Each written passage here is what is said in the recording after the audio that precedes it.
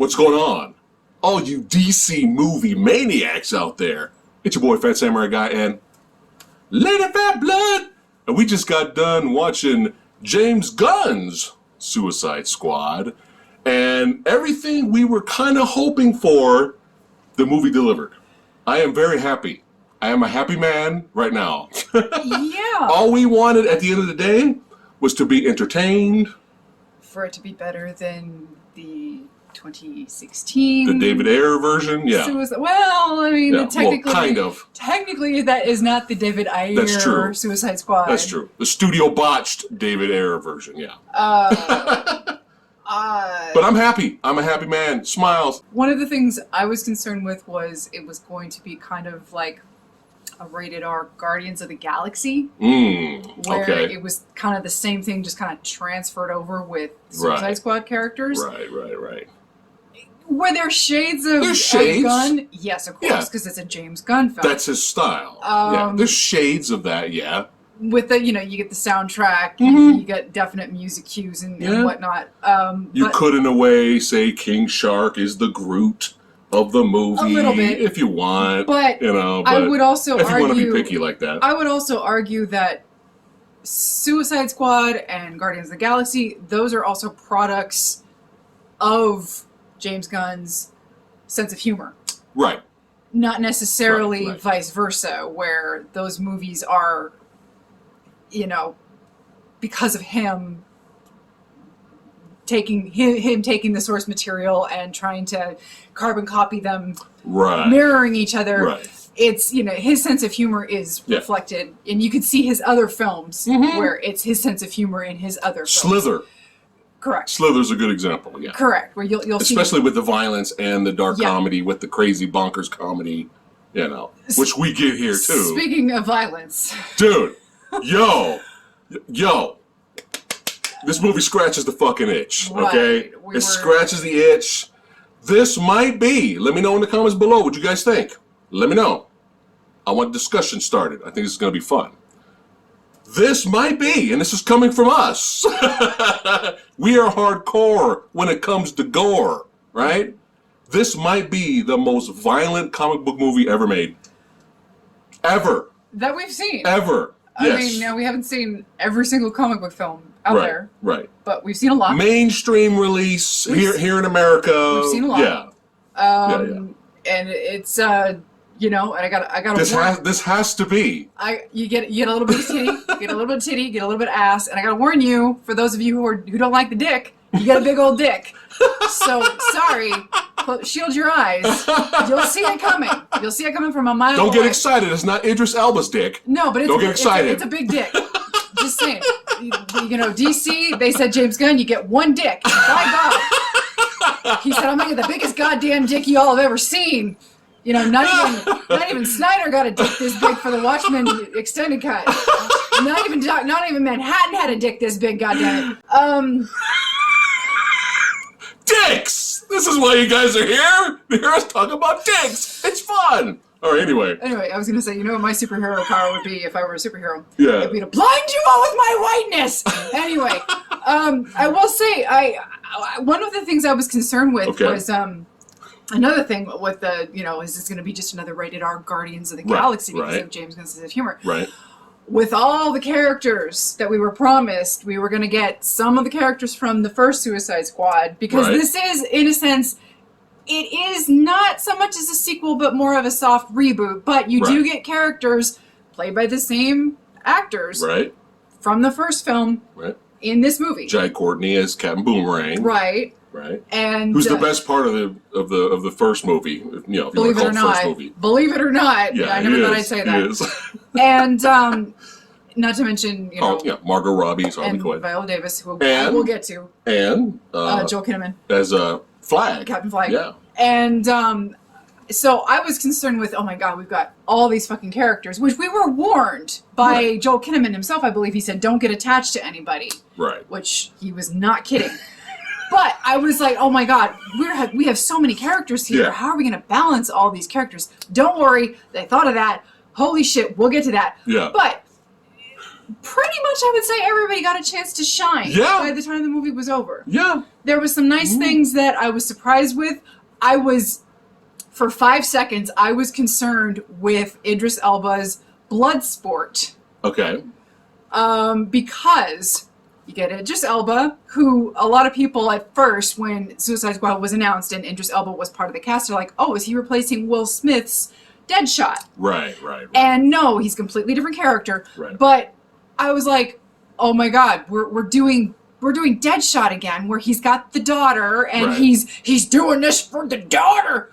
5 seconds into their conversation, I'm like, oh, they're nothing like Will Smith and his daughter. Oh, it's great. I absolutely was in hysterics over their relationship, which is just like so combative. Yeah. And just so... As soon as they start meeting each other, they start saying "fuck you" back and forth. It was fuck you, no, fuck you. It was fuck you. It was so. You're the funny. worst dad ever. You didn't have to come around. Go fuck yourself. He's like, your mom sprang you on me. I didn't even know about you. And I mean, it was fucking hilarious. And I was like, oh, okay, so yeah, we're doing the Deadshot, but in a dysfunctional, really fucked up way. So I was like, okay, you get a pass for me, because I was like, we're really doing this again, right? Because yes, the daughter does end up being his motivation, right? But because Amanda Waller's got to be Amanda Waller, she uses it as kind of a blackmail. Ruthless. Even though he doesn't really...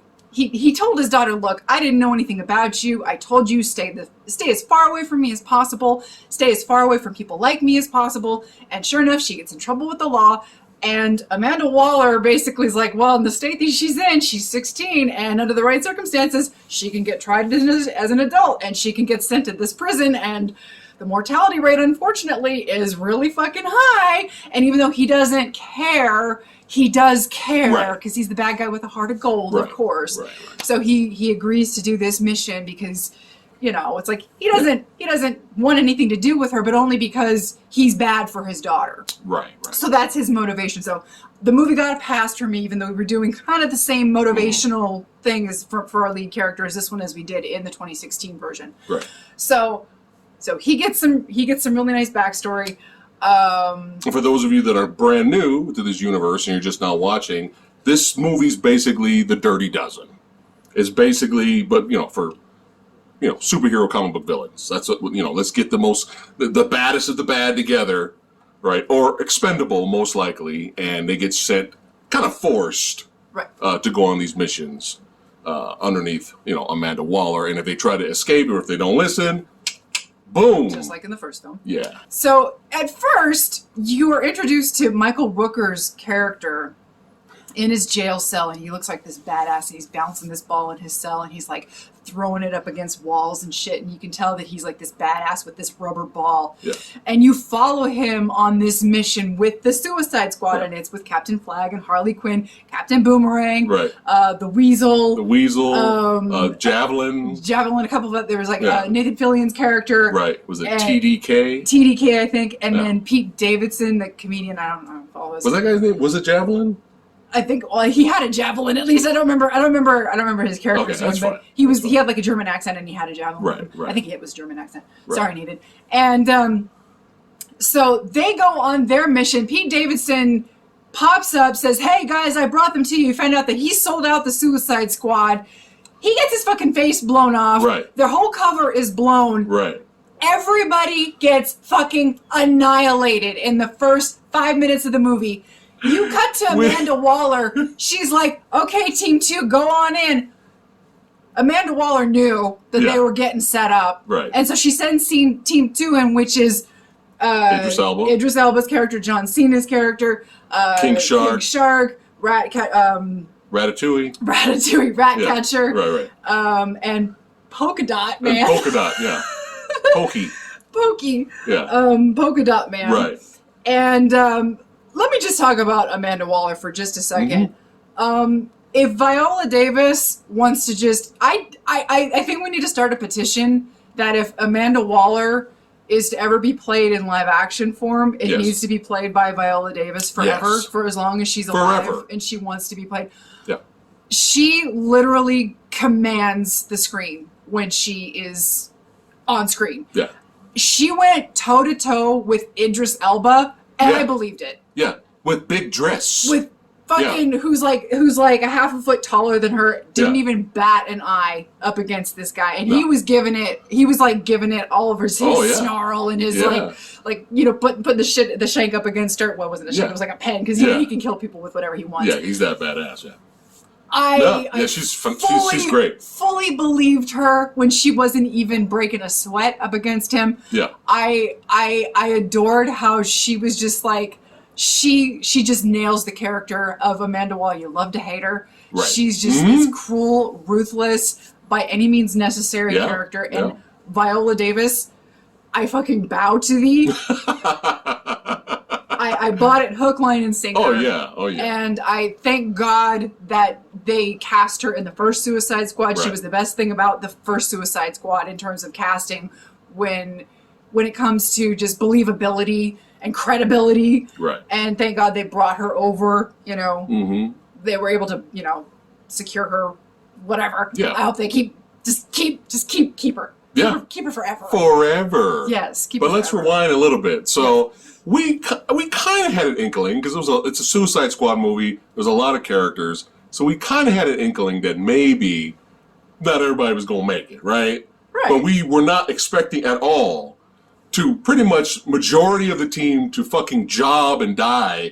In the beginning of the movie, in the first mission, Weasel doesn't even make it to the beach, right?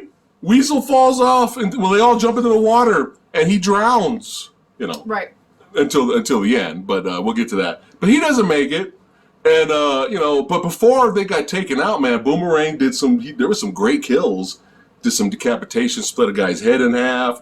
Harley Quinn, bazooka blowing people up. Javelin, whatever his name is, gave her the javelin because he got shot. But, oh my God, Nathan Fillion's character. Oh my God. What was it? Detach Man or whatever the fuck they call him? He detaches his arms. It's supposed to be this big moment. Yeah. And he detaches his arms, and his arms float out, and they just bitch slap the soldiers. And then they end up shooting the arms, and then Nathan Fillion's on the ground going, ah! He's like going crazy. Yeah, but the biggest, baddest of all, Mr. Rooker, who was so badass that he was bouncing that ball in his little cell, and he aimed it perfectly all around the room just to kill a little fucking bird, bitched out and started screaming and ran for his life. And then Amanda Waller had to put him in check and blow his head off. Yes. Phenomenal. Yes. The beginning, just the opening, is violent as fuck, hilarious. We were having a good time. Yes. Already, right at the start. But yeah, go ahead, continue. So what you'll notice very early on is that this movie makes use of a lot of flashbacks. Right. And then cut to the present several times. So that is a running motif throughout the film. It also makes use of utilizing things going like actual scenery to let you know of subtitles of the film. I don't know if that makes sense. Right. It'll say like present day or now or 3 hours ago or operation such and such, and it'll form in like the bushes or the leaves on the ground or fire, smoke. Right. Yeah, it was kind of cool. That's a running motif. Yeah, that was kind of cool. So it's nice and artsy. Yeah. I will say that I know that you were ranting about G.I. Joe, the Snake Eyes film, and the fight scenes being shit. Yes. There was a scene where Captain Flag and Peacemaker were fighting. Yeah. And they had a quick, I don't know, maybe 10 seconds worth in the reflection of Peacemaker's helmet. Yeah, it was cool, man. You could actually see the fight in the helmet. Yeah. Like a steady shot. It was actually pretty dope. I'd be willing to bet that it was more clear. Well, you can see it wasn't quick cut edited to shit and shaky cam. It was more creative and more clear to see the fight choreography in that one shot than anything that you saw in Snake Eyes, I'd be willing to bet. Yeah. Well, yeah, I enjoyed that. Yeah, but it was awesome because his helmet was on the ground and they were fighting in the background, and you just see them fighting in the reflection for a little bit. The camera even kind of goes around the helmet a little bit while they're fighting, and then it goes to them actually fighting in this brutal and it's kind of a street fight, which was fun. But again, I mean, I know I bought Birds of Prey for cheap. I know. I'm horrible. I get it. Yeah. But I had to get it for cheap. It was entertaining enough for like $8. But what was one of my biggest complaints in Birds of Prey? Which one? Some of the Which one? Well, Which one? Well, was some of the hand-to-hand combat I did like. Mm-hmm. That was kind of like the highlight mm-hmm. of the movie. And some of it was shot very well. But it was just almost like blue balls. Mm-hmm. Like, I was just like, come on, this is the finale. Let's go. Let's crank it up. Like, you know what I mean? Mm. Like, it was a fucking R-rated, wasn't it? I don't remember. I think Birds of Prey was R. I didn't fucking feel it. It probably was. It probably was. I think it was. I might be wrong about that. It's been a long time since we've seen it. You never know. But the thing is like, I was, even with the finale, when everybody's fighting and doing their thing, I was like, okay, let's crank up the violence. Let's crank up the action. Yeah, it looks nice. It's filmed solid, but movie's building up to this. Let's go. The fucking Harley Quinn escape fight, where she escapes. Yeah. And I know people out there say, well, Harley Quinn isn't this, she's not a martial arts expert. She shouldn't be able to do all this. Well, this is the DCEU's version of Harley Quinn, okay? This is a new version of Harley Quinn. Apparently, she's got combat skills, okay? Deal with it. Wasn't she kind of a gymnast in Batman the Animated Series? Yeah. Didn't she like flip around and kick and fight? Yeah, she can handle herself. She can handle herself. I'm not saying she's an expert in anything, but I mean... she took out like 30 guards all by herself.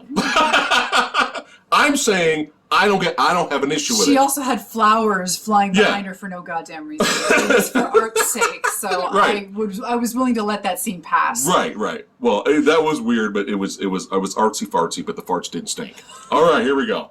But the point I'm trying to make is her escape sequence, beating dudes up, was filmed and edited well, and just violence, carnage, huge body count, people getting mowed down, people getting stabbed, the throat was getting slitted, blood was squirting out.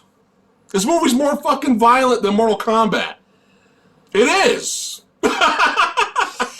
Mortal Kombat's not even close. Mortal Kombat's a fucking Disney movie compared to this movie in terms of violence. Mm.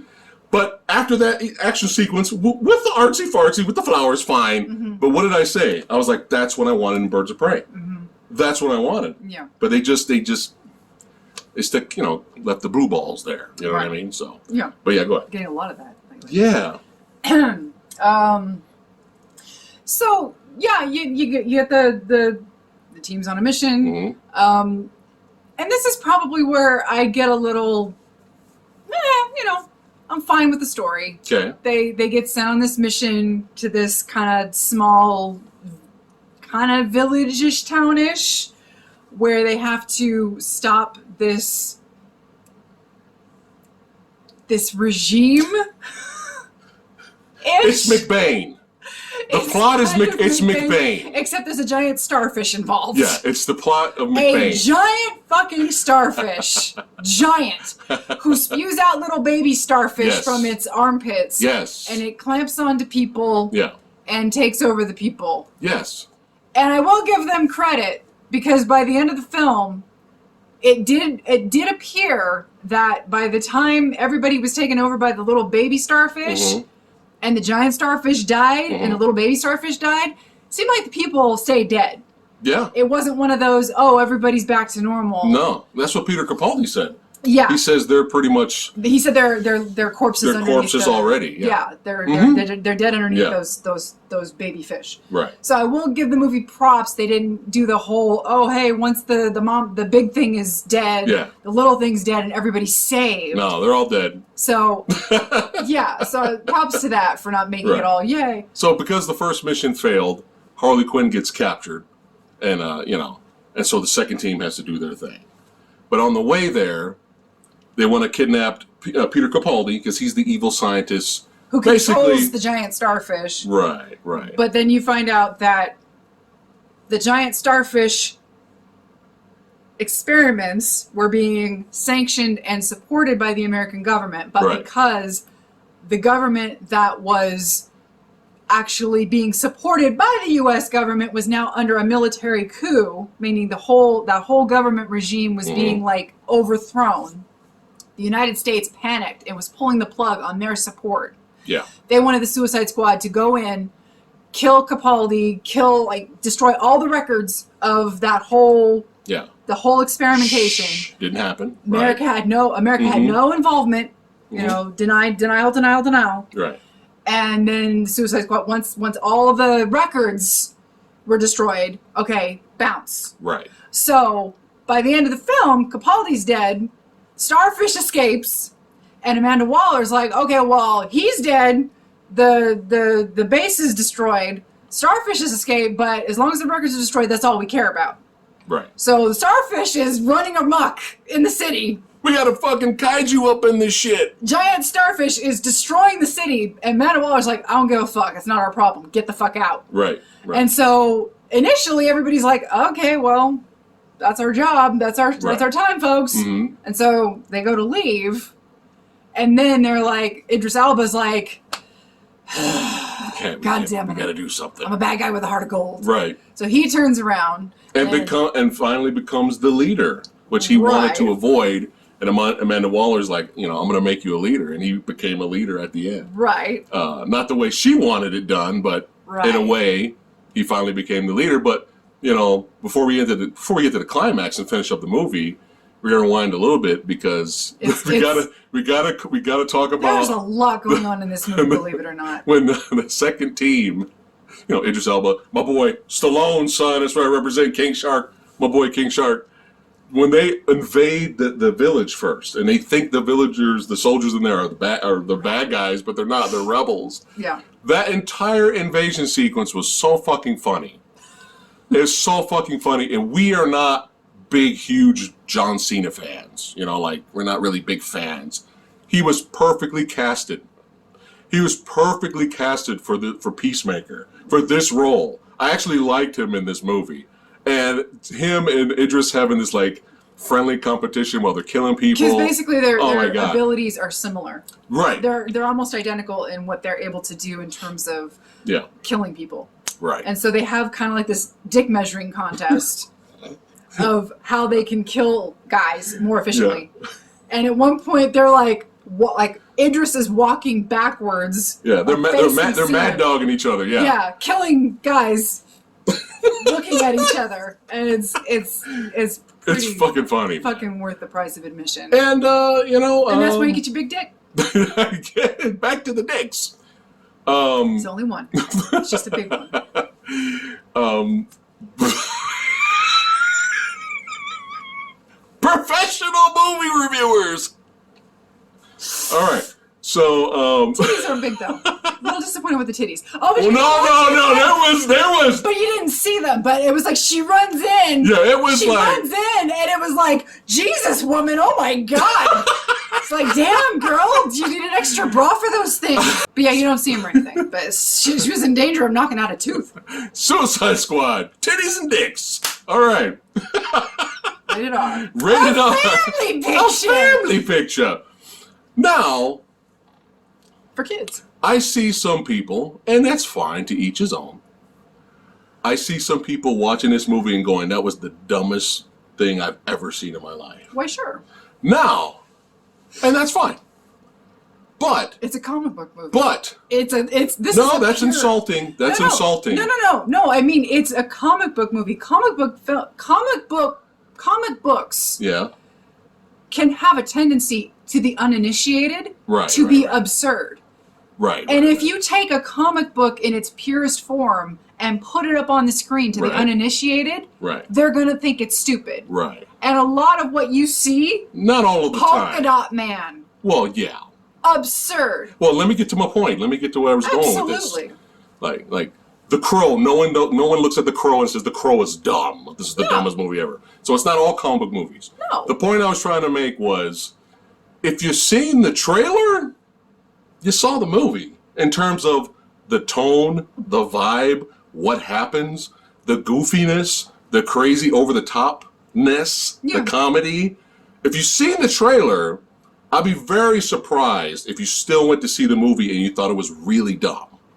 Because you get the giant starfish in the trailer, you get the goofy weasel, you get the goofy jokes, you get the bonkers, moments, especially with King Shark. It's all in the trailer. Mm-hmm. So I'll be very surprised and interested if someone saw the trailer and was fine with the trailer and then saw the movie and thought the movie was really dumb. I was pleasantly surprised with because it's kind of the same. Yeah! Like you said, everyone got their moment. I didn't know that there was going to be a character named Ratcatcher with a pet rat named Sebastian. Yeah. I love rats. Yes. Okay. Pet rats. I lab rats, not wild rats off the street. I'm very fond of pet rats. Yeah. Like I used to have pet rats. That you get from PetSmart. I hope to have pet rats again one day. Right. Space permitting. Right now we don't have the space. Right. But I enjoy having pet rats. Mm-hmm. Like they're the sweetest, cutest little things ever, and they just want to eat. That's it. They eat and chill, and they're just the cutest little fucking things in the world, and having their little hammocks and their little wheels and getting food, and they're just so fucking cute. And I didn't know that there was going to be a little rat in this, and he was fucking cute. Yeah. And don't you dare be mean to Sebastian. I'll kick your fucking ass. Sebastian's all waving to Idris.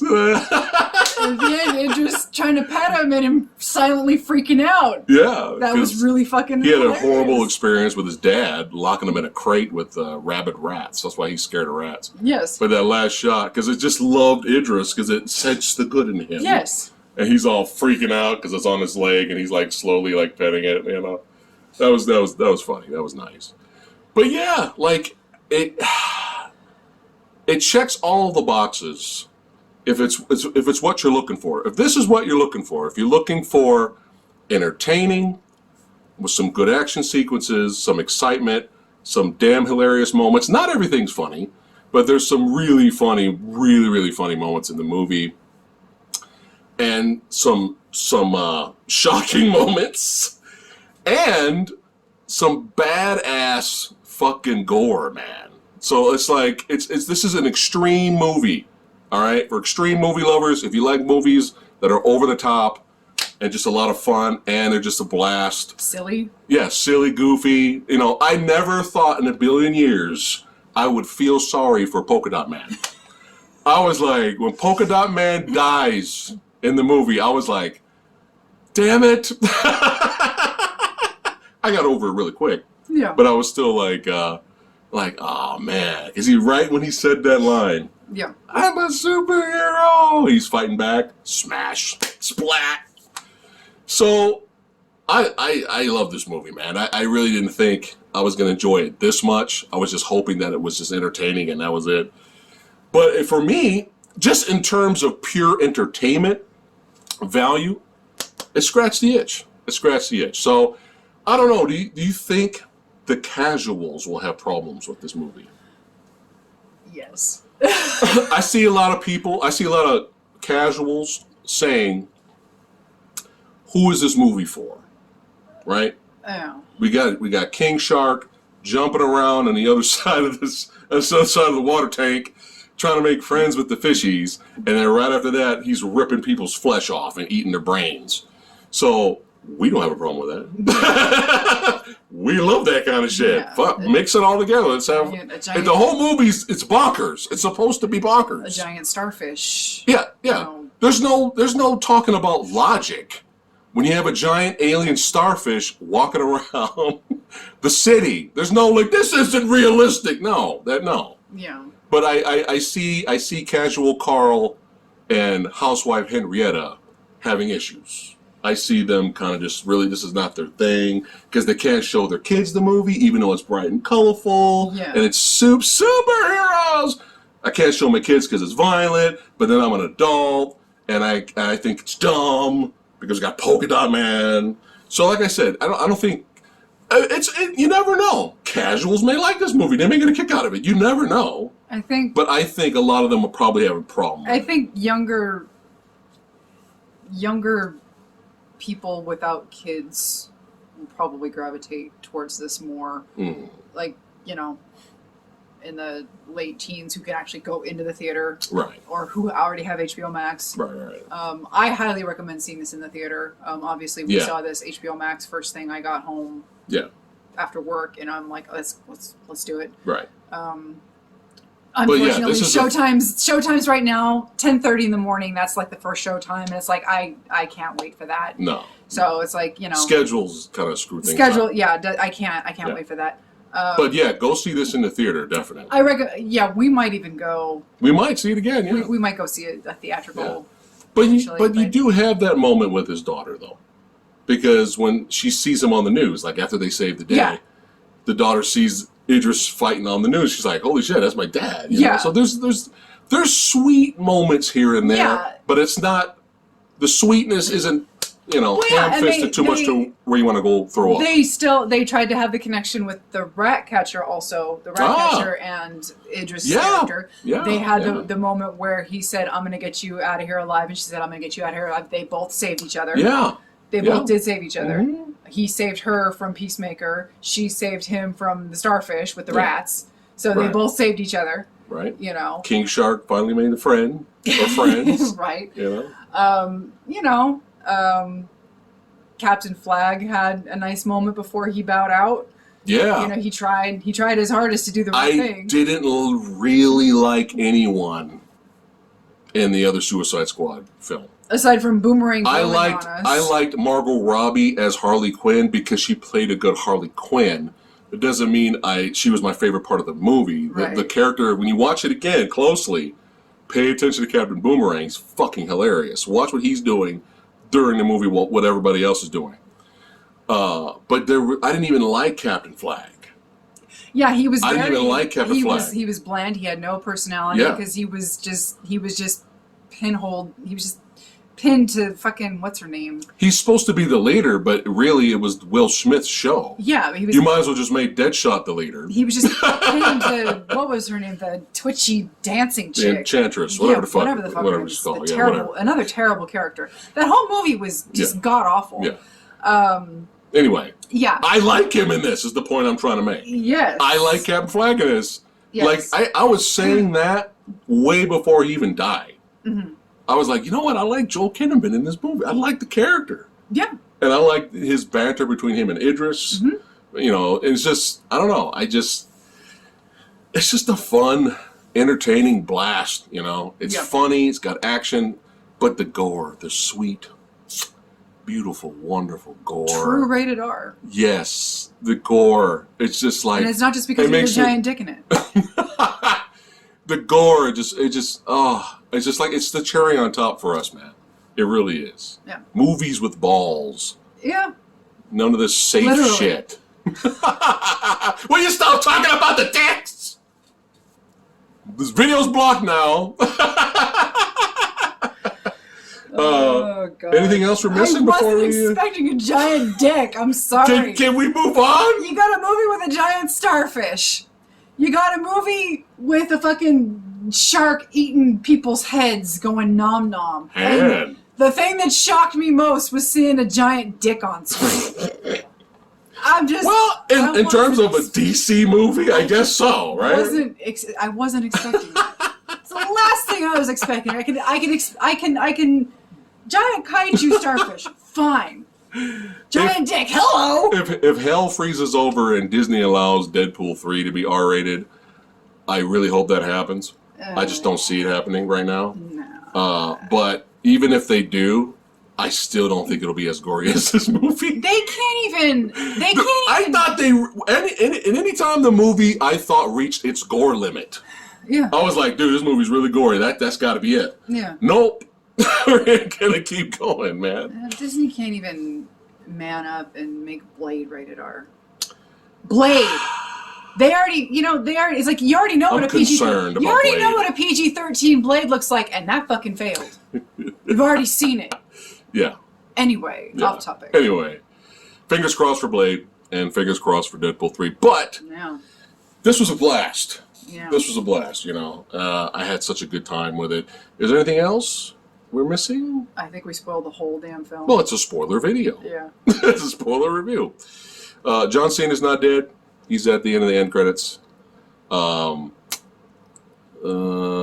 Weasel isn't dead either. You think he's dead, but he's not. But yeah, anything else you liked or you didn't like?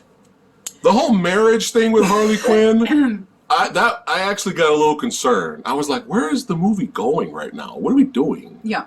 Like the whole marriage thing. Like, my country expects me to be married, and they look up to you because you fight against America. I was like, what is happening right now? I was like, your country looks up to Harley Quinn. That was really. That was one of the. It was moments, weird. It was a little weird. I was like, where are we going? And then thank God. Yeah. After they fucked each other and shagged and all that, whatever, right?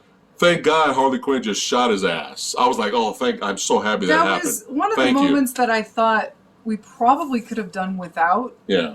I think it was only there to show that Harley Quinn had finally kind of grown into her own in terms of she can getting away from men like the Joker. Right. She can move on from the Joker, which is better than what she ever did for herself in not Suicide Squad, in Birds of Prey. That's true, actually. Because in Birds of Prey, she was just kind of like this. Oh, I'm just kind of like being led from one situation to another. Right. In Birds of Prey, and it never really felt like she was in her own character, going in her own direction. It was just like, oh, this thing happened, so I'm being dragged over here, and this thing happened, and so now I'm getting kidnapped and dragged over here, or whatever, or I'm being, held against my will, and now I have to do this or something like that.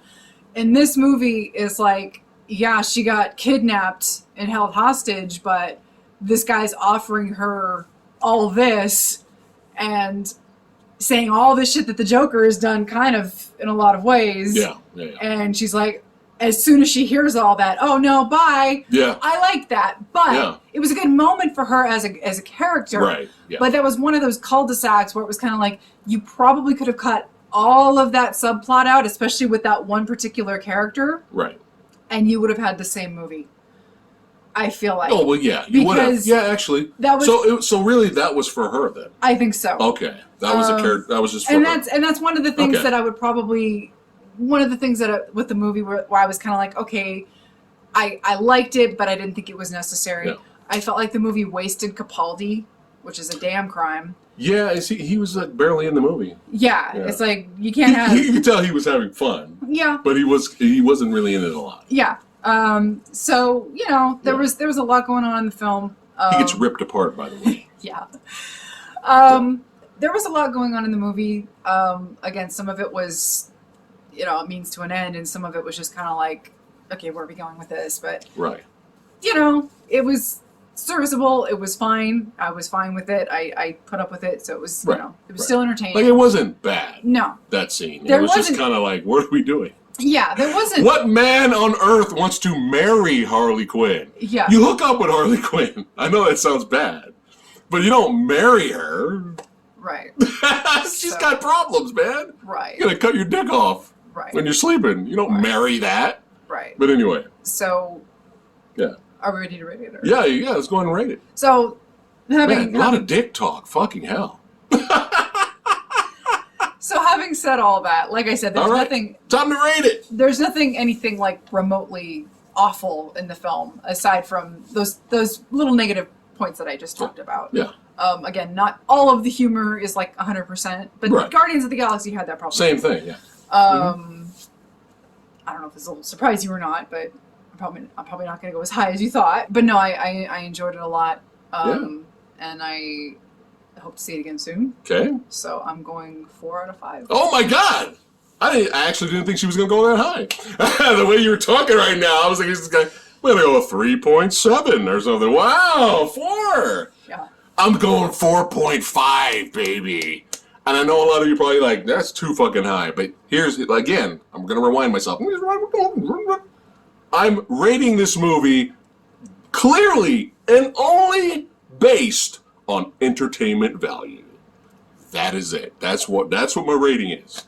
Just like Kong versus Godzilla. Mm-hmm. That's it. Just on pure entertainment value, I'm giving Suicide Squad 4.5 out of 5. And anything else? I don't think so. Definitely go out and see it. Let us know in the comments below what you thought about it if you have seen it already.